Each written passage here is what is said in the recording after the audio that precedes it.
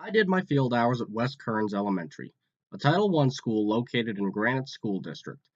I was not able to find demographic statistics for the school, but from my observation, the school serves a large population of minority students, primarily Hispanic.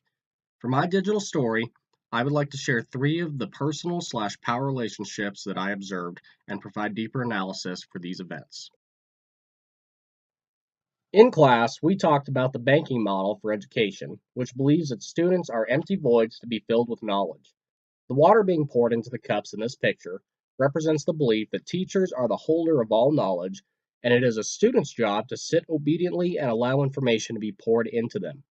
Now, at my field site, I observed a mix of banking and problem posing education.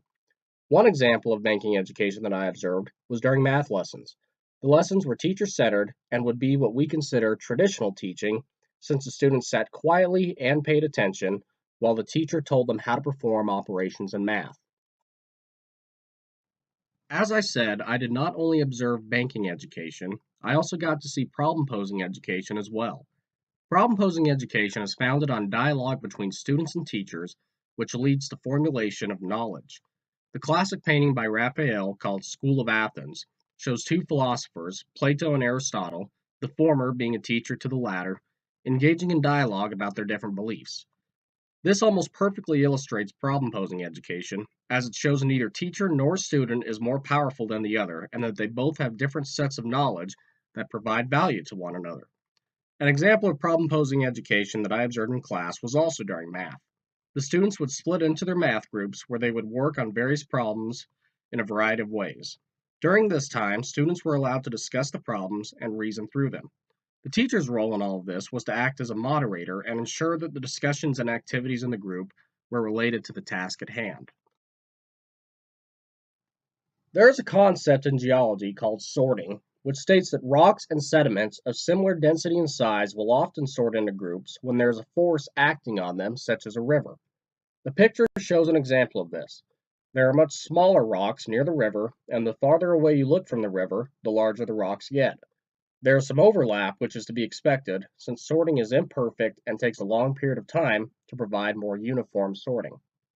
How this ties into my field site is that I observed many of the students were friends with other students who were on a similar academic achievement level. This can be problematic, as many of us have observed students talking about who the dumb kids are and who the smart kids are. This leads the students to view each other not as fellow students, but as competitors, and may also lead to internalized oppression. Now, much like the river is a sorting force for the rocks, what is a sorting force for students? One force that I can think of is how we group students, such as the grouping done for math. Do we group students together who are on the same ability levels, or do we mix the ability levels up to allow students to help each other and gain understanding of one another? In class, we discussed how some schools prohibit languages other than English. I did not observe this happening at my field site. Rather, I saw students speaking Spanish with one another, and I observed front office staff speaking Spanish with parents. What this does, in a sense, is give students and parents two microphones to speak through. One microphone may be a bit low sound quality, but understandable, and the other may come through crystal clear depending on who is listening. This gives students and parents the assistance they need and allows them to communicate their ideas more precisely than if they were limited to the use of just one microphone.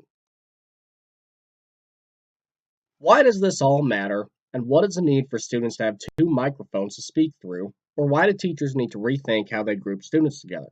Or why do we need to have dialogue with our students rather than simply giving them knowledge that we think they need? The short answer is equal opportunity. Giving students equitable treatment allows them to have an equal chance to succeed in the school environment, which translates to success outside of school, no matter what their definition of success is. The rocks in this picture illustrate that idea, showing that not all rocks are the same, but can still be balanced out rather than giving one side more weight than the other. This approach to education may not be the only thing society needs to end oppression, but it is a good start and may open future doors to new ways to achieve a truly equal society.